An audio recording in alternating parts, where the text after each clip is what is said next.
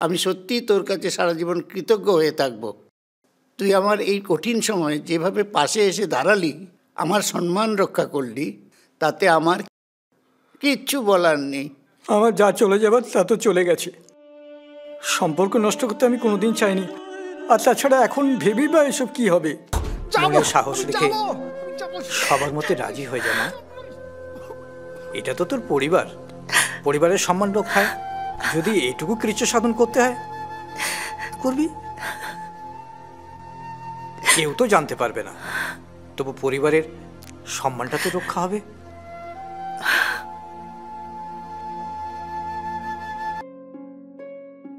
আমি তো ভাবতেই পারছি না মিতা এভাবে আমাকে ছেড়ে চলে যেতে পারে। আপনারা? মিতার মা বাবা। আমার একমাত্র মেয়ে ইন্সপেক্টর। কুণালের মতো ছেলের সাথে বিয়ে দিয়ে আমি নিশ্চিন্ত ছিলাম।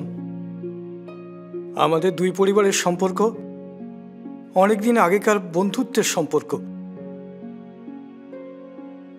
বোধিসত্ত্ব মানে কুণালের বাবা আর আমি এক স্কুলে পড়াশোনা করেছি। সেই ছোটবেলা থেকেই আমরা একসাথে বড় হয়েছি। আমি ভাবতেই পারছি না ইন্সপেক্টর, কোথা থেকে কি হয়ে গেল। আপনার সঙ্গে আপনার বৌদি সম্পর্কটা কেমন ছিল? আমরা বন্ধুর মতো ছিলাম। তাহলে নিশ্চয়ই আপনার সঙ্গে আপনার বৌদি অনেক কথা শেয়ার করতেন। সব কথাই বৌদি আমার সঙ্গে সব কথা শেয়ার করত। আমরা একসঙ্গে শপিংয়ে যেতাম, একসঙ্গে খাওয়া দাওয়া করতাম। কতদিন রাত হয়ে গেছে একসঙ্গে সিনেমা দেখতে দেখতে, কত ভোর হয়ে গেছে গল্প করতে করতে। কেন বৌদি আমাকে ছেড়ে চলে গেলে? কেন? একবার বলে যেতে পারতে, তোমার কষ্টটা একবার বুঝিয়ে যেতে পারতে। আমি তো তোমার বন্ধুর মতো ছিলাম। বলো বলো। ভীষণ সুখী বাবা। জানো তো বাবা, আমার বাড়ির মতো বাড়িই হয় না, আর কুণালের মতো স্বামী। যাক, শুনে নিশ্চিন্ত হলাম। দেখো বাবা, আমি খুব সুখী হব।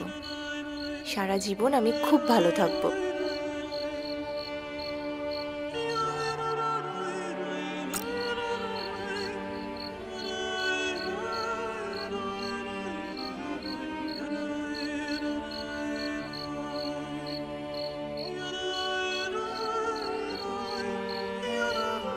বড় ভুল করে ফেললাম সুমিতা। সবকিছু জেনে বুঝে চুপ করো, সবকিছু জেনে বুঝে আমরা দুজনে চুপ করে রইলাম। চুপ করো, মিতা, চুপ করো।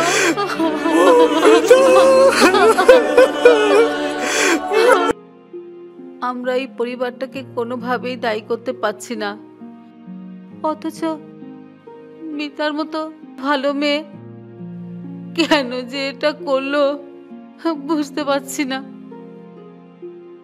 দেখুন, যদি সুইসাইড হয় তাহলে তো আমার কিছু করার নেই, তাই না?